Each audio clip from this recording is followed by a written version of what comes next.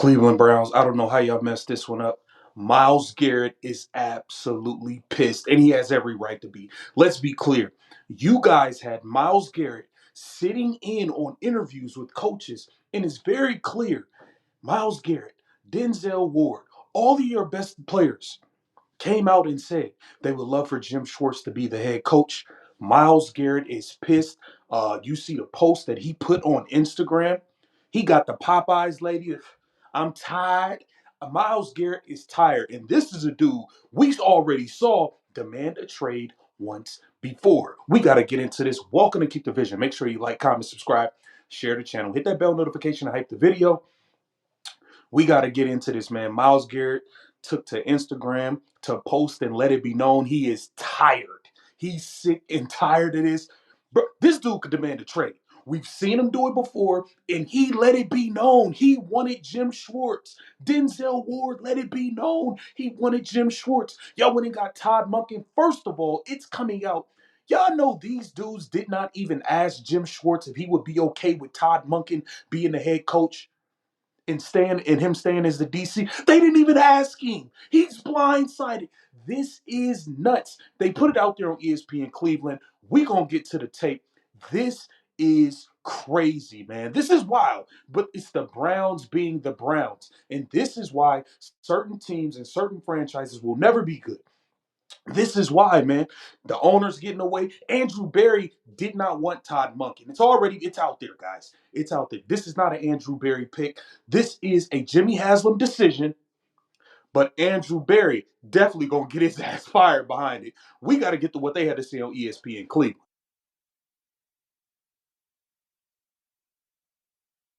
Whether it was, their 7-hour interview, something came off. We suspect Haslam was miffed that Shieldhouse elected to honor commitment to be Zoom interviewed by the Buffalo Bills.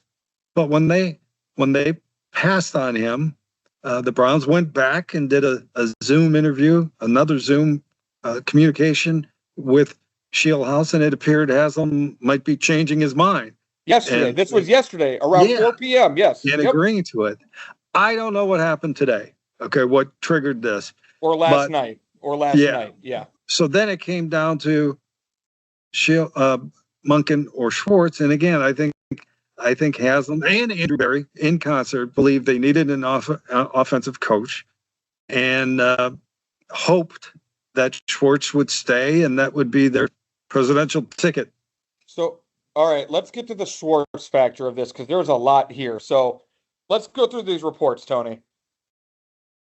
Diana Rossini is reporting that Jim Schwartz was not amendable to working with a young offensive head coach. That would be the nation's Shieldhouse.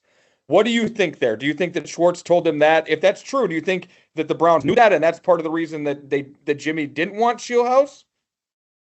Well, all along, keep in mind, Schwartz was one of the first candidates they interviewed. Yes. And then he was the first in-person interview, the second wave of interviews. Yeah. You would have thought these questions would have been asked of him during those interviews, right? And maybe they were. And maybe they got an affirmative answer from him then. But I think as things went on, Schwartz figured, what I've done for this organization for 3 years, and I'm going to be passed over either by a young guy or a contemporary of mine, just doesn't make sense to me. The other factor is he sees the landscape out there. He sees some defensive coordinator jobs open and probably felt I got a better chance of advancing my career at this point going elsewhere. Well, then the other report here that we saw come out not long after it was announced the Monken got hired was, I think it was from the NFL Network guys, the Pelissaro, Garofalo, Ian together, that Jim Schwartz was livid at this news and told Brown staffers, I'm done, I'm not coming back. And then I think another report came out that the Browns do not expect Jim Schwartz to be back. And that I think Garofalo said that Jim Schwartz expected to get the job. So there seemed like there was some sort of disconnect all over the place here. Yeah. And I don't know if it was Schwartz. I've always said Schwartz had, what was his priority? Was it to be another head coach at second time? Was it to get to a Super Bowl in any way I can? Or was it just to take a bag of cash and get a big, pay raise? Well, I think he showed that he wanted the second chance at a head coaching job was number one priority. Yeah. Number two was, well, if not that, I'd rather get a Super Bowl elsewhere. Because look, it's a dead end right now. He knows what this offense, the state of this offense is as well as anyone. He knows the state of the quarterback room. He knows the organization he's been with, and he just couldn't live with being snubbed at this opportunity. Clearly, because everything we heard through the search was they're looking to pair with someone with Jim Schwartz, an offensive mind, a young offensive mind is what we heard for a while, and then offensive mind. Why did they think that? They obviously thought that if they hired Todd Monken, Jim Schwartz would stay.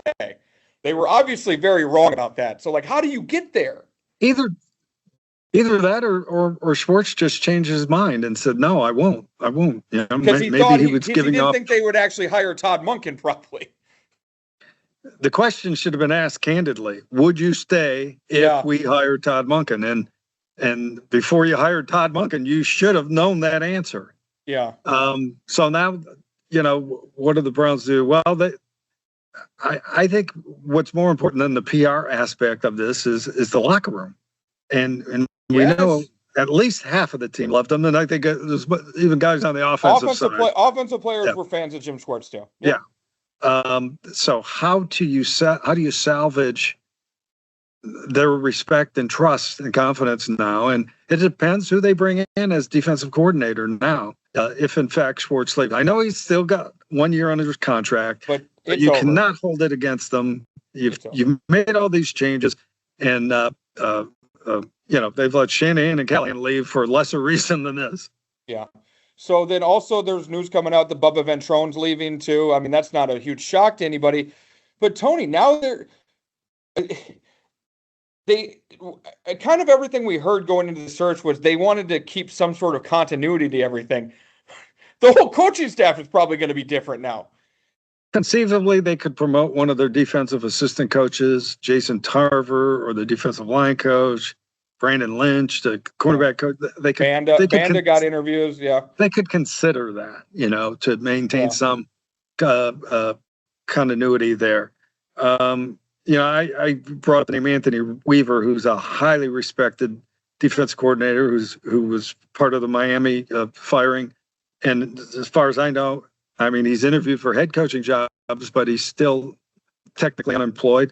He worked here before, just like Monken. I don't think they overlap. But I think that would be a really good replacement. But listen, I've been banging the drum for Schwartz from day one. And to me, this was the worst case scenario, that you hire a coach and you lose your defensive coordinator. There's no other way to spin it other than it kind of blew up in their face a little bit. Tony, I just cannot believe that they thought that Schwartz would react like this to Monken, right? Again, he might have changed his tune when it came down to, decision time. Either that or it's a huge oversight in their search process that they didn't know that this was a possibility. I think part of the delay too, Chops, we've been waiting since Monday really, and this is Wednesday. Part of the delay was trying to convince Schwartz, coerce him, or work out some kind of a deal that would enable him to coexist in the DC role, and it just didn't happen. Okay, so let me add, you brought up earlier, it does not seem that that Jimmy Haslam took the recommendation of Andrew Berry. Tony, simple question. Why is Andrew Berry still employed if he was put in charge to run a coaching search and Jimmy Haslam didn't pick his pick?